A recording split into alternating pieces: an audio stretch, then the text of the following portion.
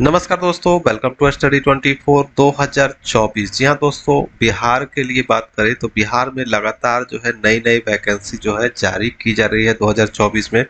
और ये सिलसिला 2025 तक रेगुलर चलता रहेगा। इसी के कड़ी में देखिए, बिहार पुलिस के अंतर्गत जो है चौकीदार की भर्ती आ चुकी है। तो हम लोग इस वीडियो में देखेंगे। देखिए, नोटिस जो है आ चुकी है। यहाँ पे पदों की संख्या टोटल की बात करें दोस्तों, तो टोटल पदों की संख्या जो है आप देख पा रहे होंगे, 223 पदों पे ये वैकेंसी आई है। चौकीदार का पोस्ट है, जिसमें एससी के लिए 25 सीटें दी गई हैं और एसटी के लिए एससी महिला के लिए देख पा रहे होंगे तो 14 सीट दी गई है। और वहीं एसटी के लिए अ, अनुसूचित जनजाति के लिए 5 सीटें दी गई है। अनुसूचित जनजाति महिला के लिए 2 सीटें दी गई है। ईबीसी के लिए देख पा रहे होंगे, अत्यंत पिछड़ा वर्ग के लिए यहाँ पे 53 सीटें दी गई हैं और ईबीसी महिला के लिए 28 सीटें दी गई हैं। उसी प्रकार से पिछड़ा वर्ग में देखेंगे तो पिछड़ा वर्ग में सीट नहीं है या फिर महिला और पुरुष दोनों में यहाँ पे सीटें नहीं दी गई है बीसी के लिए। तो बीसी का सीट इसमें नहीं है, बीसी के लिए कोई सीट नहीं है। वहीं आप देखेंगे ईडब्ल्यूएस के लिए, तो ईडब्ल्यूएस के लिए 14 सीटें दी गई हैं और ईडब्ल्यूएस महिला के लिए 8 सीट दी गई है। उसी प्रकार से 48 सीटें जो है जनरल के लिए है, जिसमें से 26 सीटें जो यहाँ पे अलग से देख पा रहे होंगे, यहाँ पे अनारक्षित महिला के लिए। जनरल के लिए 48 और जनरल की महिला के लिए 26 सीट दी गई है। वेतनमान भी अच्छा खासा दिया जा रहा है। आप देखेंगे तो योग्यता जो है, शैक्षणिक योग्यता बताई गई है 10वीं पास, ठीक है, और कोई परीक्षा वगैरह नहीं है। तो 10वीं पास, मैट्रिक पास इसमें आवेदन कर सकते हैं मान्यता प्राप्त बोर्ड से, चाहे किसी भी बोर्ड, कोई भी बोर्ड से आपने 10वीं पास कर लिया है तो आप इसमें आवेदन कर सकते हैं। देखिए, यहाँ पे उम्र सीमा भी बताई गई है। 1/7/2024 को न्यूनतम कम से कम आपकी उम्र जो है 18 साल होनी चाहिए, ठीक है। जनरल के लिए 18 से 37 हो जाएगा, ठीक है, 18 से 37 हो जाएगा। और वहीं पिछड़ा वर्ग, अत्यंत पिछड़ा वर्ग पुरुष महिला के लिए 18 से 40 साल हो जाएगा। अनारक्षित महिला के लिए 40 साल हो जाएगा, 18 से 40। और एससी एसटी पुरुष महिला के लिए 18 से 42 साल तक उम्र दी गई है। यहीं पे ऊपर में देखेंगे तो चयन प्रक्रिया भी बताई गई है। यानी कि अगर आप देखें तो मैट्रिक पास जो होंगे उनके प्राप्त अंकों के आधार पर मेधा सूची तैयार की जाएगी। समान अंक प्राप्त होने पर अधिक उम्र वाले अभ्यर्थियों को जन्म तिथि के आधार पर वरीयता दी जाएगी। यानी जिनका नंबर ज़्यादा होगा उनको पहले चयन होगा। अगर दो व्यक्ति का नंबर सेम होगा तो वैसे में जो जिनकी उम्र ज़्यादा होगी उनको पहले लिया जाएगा। अभ्यर्थी को साइकिल चलाने का ज्ञान होना चाहिए और महिला अभ्यर्थी के मामले में यह शर्त शांत रहेगी। यानी जो महिला है, महिला आवेदक जो होंगे उनके लिए साइकिल चलाने की योग्यता जो है वो जरूरी नहीं है। आवेदन करने की कुछ शर्तें हैं, क्योंकि ये फॉर्म जो है ऑफलाइन फॉर्म है तो इसमें कुछ शर्तें भी दी गई हैं, तो शर्तें भी जानना जरूरी है। तो देखिए, आवेदक जो है, आवेदक द्वारा समय नियत प्रविष्टि के अधीन इंगित आरक्षण का दावा नहीं करने पर किसी भी परिस्थिति में आरक्षण का लाभ दे नहीं होगा। यानी जो फॉर्म है, फॉर्म में अगर आप आरक्षण चाहते हैं, जैसे एससी एसटी है, ईबीसी है, बीसी है, और आप आरक्षण चाहते हैं तो आपको टिक करना होगा। नहीं टिक करेंगे तो बाद में आपको आरक्षण का लाभ जो है वो नहीं दिया जाएगा। उन्हें सामान्य जनरल कैटेगरी में रखा जाएगा। जो आवेदन में आरक्षण का दावा नहीं करेंगे उनको जनरल कैटेगरी में भेज दिया जाएगा। आवेदन पत्र में दावा किए गए श्रेणी में किसी भी परिस्थिति में परिवर्तन नहीं किया जाएगा तथा इस संबंध में किसी भी आवेदन पर विचार नहीं किया जाएगा।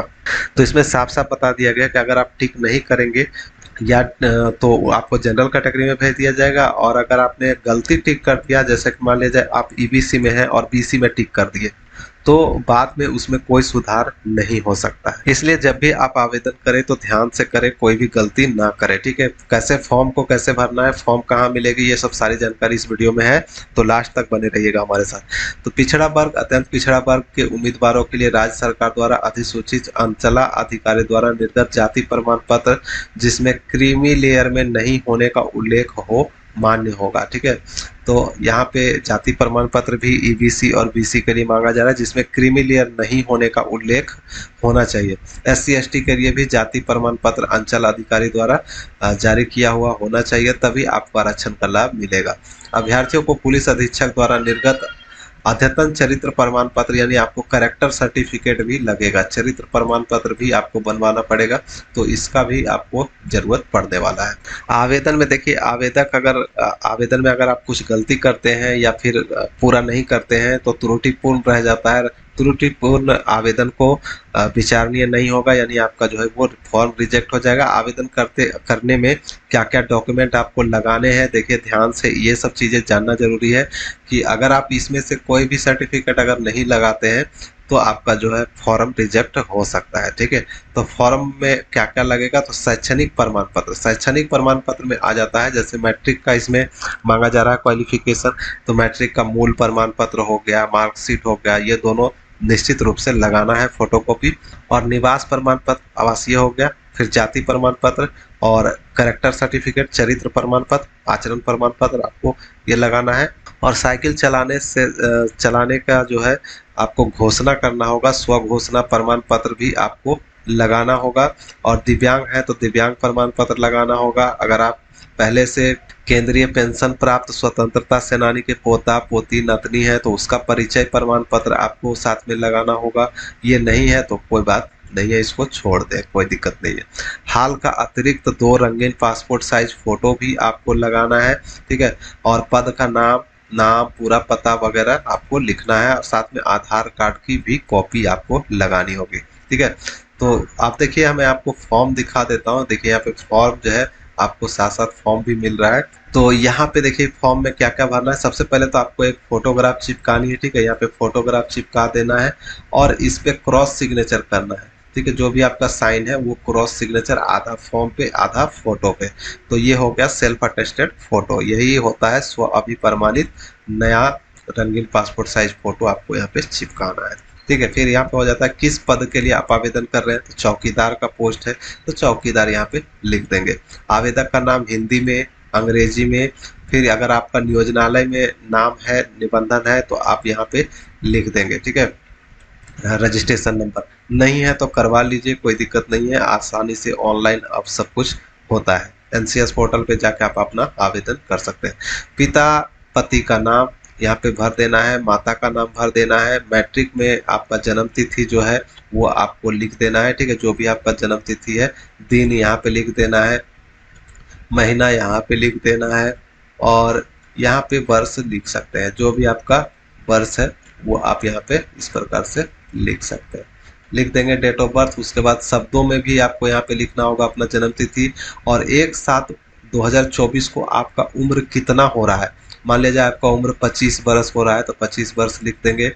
कितना महीना हो रहा है, 25 वर्ष कितना महीना हो रहा है, 3 महीना हो रहा है तो मान लीजिए 3 महीना इस प्रकार से लिख देंगे। कितने दिन हो रहे हैं, मान लीजिए 5 दिन हो रहा है तो 5 दिन यहाँ पे लिख देंगे।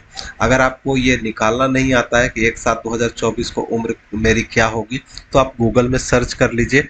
गूगल में जैसा ही सर्च करेंगे, देखिए मोबाइल या कंप्यूटर के स्क्रीन में आए गूगल क्रोम ब्राउजर में, और यहाँ पे टाइप करें एज कैलकुलेटर। ठीक है, AGE कैलकुलेटर, और इसको सर्च कर दे। देखिए एज कैलकुलेटर आ गया। सबसे पहले आप क्लिक कर दे यहाँ पे, और देखिए यहाँ पे जैसा ही आप अपना डेट ऑफ बर्थ डालेंगे, ठीक है, जो भी आपका डेट ऑफ बर्थ है, मान लिया जाए यहाँ पे मैं एक डाल देता हूँ, देखिए 2004 कर देते हैं। ठीक है, 2004 करते हैं यहाँ पे, जून जनवरी 11। ठीक है, फिर आपका एज कितना होना चाहिए, तो 1/7/2024 को मांग रहा है ना। यहाँ पे फॉर्म में आप देखेंगे तो यहाँ पे बताया गया 1/7/2024, तो 1/7/2024 को आपको सेलेक्ट कर लेना है। ठीक है, 7वां महीना सेलेक्ट कर लेना है, और यहाँ पे 1 तारीख सेलेक्ट कर लेना है।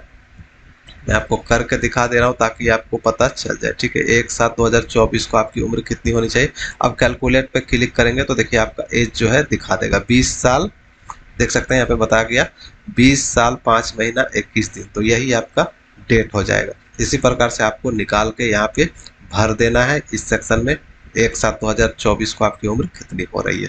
फिर यहाँ पे पुरुष हैं या महिला है वो लिख देंगे, स्त्री पुरुष। क्या आप किसी आरक्षित वर्ग से हैं, तो हाँ, अगर आप SC ST BC BC से हैं तो हाँ पे टिक कर लेंगे, और किस कैटेगरी से हैं वो आपको यहाँ पे लिख देना है। ठीक है, देखिए यदि हाँ तो संबंधित आरक्षित वर्ग का उल्लेख करें, जैसा कि SC हो गया, अनुसूचित जनजाति हो गया, अत्यंत पिछड़ा वर्ग हो गया, पिछड़ा वर्ग हो गया, पिछड़ा वर्ग की महिला हो गया। तो जो भी आपका है वो आप यहाँ पे लिख देंगे। मान लीजिए एससी है तो एससी यहाँ पे लिख सकते हैं, या आप हिंदी में भी लिख सकते हैं अनुसूचित जनजाति, अनुसूचित जाति, अनुसूचित जनजाति, जो भी आप वो लिख दीजिए। फिर यहाँ पे आरक्षित वर्ग के अधीन जाति का नाम, आपका कास्ट क्या है, कौन सी जाति से आप बिलोंग करते हैं, वो आपको यहाँ पे लिख देना है, जो भी आपका कास्ट है। फिर यहाँ पे पूरा एड्रेस लिख देना है, वर्तमान पता लिख देना है, मोबाइल नंबर लिख देना है। क्या आप दिव्यांग है तो हाँ या ना पे टिक कर देंगे, ठीक है। और यहाँ पे यदि हाँ विकलांग पे टिक करते हैं, हाँ पे टिक करते हैं, तो यहाँ पे किस स्वरूप का विकलांग है, अस्थि विकलांग या जो भी है आप वो यहाँ पे लिख देते हैं। और यहाँ पे अंकित दिव्यांगता का प्रतिशत तो 40% से अगर कम है तो आपका इसमें कोई फ़ायदा नहीं होने वाला है, ठीक है। 40% से अगर ज़्यादा है या फिर 40% है तभी आप विकलांग में हाँ करें, नहीं तो ना ही रहने दें, ठीक है। ज़्यादातर ना ही रहने दें। और क्या आप इस ज़िले के निवासी हैं तो जिला का यहाँ पे नाम लिख देंगे, हाँ यदि हाँ तो पूरा एड्रेस यहाँ पे लिख देंगे, ठीक है। फिर यहाँ वैवाहिक स्थिति, आप शादीशुदा हैं या कुंवारे हैं, वो आपको यहाँ पे लिख देना है। क्या आप पूर्व से सरकारी सेवा में कार्यरत हैं, हाँ या ना, तो हाँ या ना यहाँ पे कर देंगे। अगर हाँ करेंगे तो कि कहाँ पे काम किए हैं, किस सेवा में है, उसका पूरा डिटेल यहाँ पे लिख देना है। फिर यहाँ पे आ जाता है आपका शैक्षणिक योग्यता। तो आपका जो भी योग्यता है, मैट्रिक, इंटर, बीए, ग्रेजुएशन, जो भी आपका है वो आप यहाँ पे, जैसे कि संकाय हो गया, सत्र हो गया, उत्तीर्णता का वर्ष हो गया, कॉलेज स्कूल का नाम हो गया, बोर्ड का नाम हो गया या विश्वविद्यालय का नाम हो गया, कुल प्राप्तांक हो गया, प्राप्त प्राप्तांक हो गया, प्रतिशत हो गया, श्रेणी, ये सब आपको भर देनी है, डिवीजन वगैरह। फिर यहाँ पे आ जाएगा कि क्या आपके विरुद्ध कोई विचारणीय न्यायालय में आपके विरुद्ध कोई कार्रवाई चल रही है, केस वगैरह आपके ऊपर है, तो हाँ या ना पे कर सकते हैं क्लिक, ठीक है, भर सकते हैं यहाँ पे। तो यहाँ पे नो करते तो अच्छा रहेगा। अगर हाँ करेंगे तो आपको बताना होगा कौन सा केस चल रहा है, ये सब जानकारी आपको देनी होगी। क्या आपको पूर्व में पहले कभी दंडित किया गया है कोर्ट के द्वारा, तो यहाँ पे हाँ या ना कर सकते हैं। यदि हाँ तो विवरण भरना होगा। फिर 2 शारीरिक पहचान यहाँ पे आपको भरनी है, जैसा तिल का निशान, कटे का निशान, 2 चिन्ह आपको यहाँ पे लिख देना है। फिर इसके साथ जो है प्रमाणित पत्र, जैसा कि मैंने आपको पहले ही बता दिया, शैक्षणिक प्रमाण पत्र में मैट्रिक का या जितना भी आप यहाँ पे भरेंगे, ठीक है, जितना भी आप यहाँ पे भरेंगे सभी का मार्कशीट वगैरह आपको साथ में लगा देना है। तो ये हो गया शैक्षणिक प्रमाण पत्र। फिर आवासीय हो जाएगा, जाति हो जाएगा, आचरण, कैरेक्टर सर्टिफिकेट, साइकिल चलाने का चलाने से संबंधित स्व घोषणा प्रमाण पत्र, ठीक है। फिर यहाँ पे दिव्यांग है तो दिव्यांग प्रमाण पत्र, ये सब सारी सर्टिफिकेट जो है आपको इस फोटोकॉपी इस फॉर्म के साथ लगाकर आपको भेजना है, ठीक है। यहाँ पे स्थान लिख दें, यहाँ पे तिथि लिख दें और यहाँ पे एक फोटो चिपका दें और उम्मीदवार का हस्ताक्षर यहाँ पे हिंदी में अंग्रेजी में कर देंगे। अब ये फॉर्म भेजना कहाँ है दोस्तों, तो ये फॉर्म जो है कहाँ भेजना है मैं आपको एड्रेस भी दिखा देता हूँ, क्योंकि ये जिला स्तर की वैकेंसी है तो अलग अलग ज़िलों में अलग अलग आएगी। जैसे जैसे आएगी आपके लिए अलग अलग वीडियो आता रहेगा। फिलहाल जो जिस ज़िले का आया हुआ है आप देख सकते हैं, आवेदन भेजने का पता जो दिया गया है, जिला नियोजनालय पदाधिकारी अरवल, जिला नियोजनालय कार्यालय अरवल, प्रखंड परिसर अरवल, पिन कोड 804401। लिफाफे पर विज्ञापन संख्या एवं पद अंकित करना अनिवार्य है। जो आपका फॉर्म होगा, लिफाफा होगा, सबसे ऊपर में आपको विज्ञापन संख्या देखिए 1/2024 ये आपको लिखना होगा। और किस पद के लिए आवेदन कर रहे हैं, तो अरवल जिला अंतर्गत चौकीदार के पद पर नियुक्ति के संबंध में आवेदन, ये आपको लिखना होगा आपके फॉर्म लिफाफे के ऊपर में। इसको डाउनलोड कहाँ से कर सकते हैं, तो वीडियो के डिस्क्रिप्शन में लिंक दिया हुआ है, वहाँ से डाउनलोड कर सकते हैं, या फिर rozgarvihar.com से भी डाउनलोड कर सकते हैं, या फिर आप हमारे टेलीग्राम चैनल को ज्वाइन कर लीजिए, वहाँ पे भी डाला हुआ है, वहाँ से भी आप इसे डाउनलोड कर सकते हैं, या फिर व्हाट्सएप ग्रुप में भी डाला हुआ है, वहाँ से भी आप इसे डाउनलोड कर सकते हैं। तो मिलते हैं नेक्स्ट वीडियो में नेक्स्ट अपडेट के साथ, तब तक के लिए बाय, जय हिंद।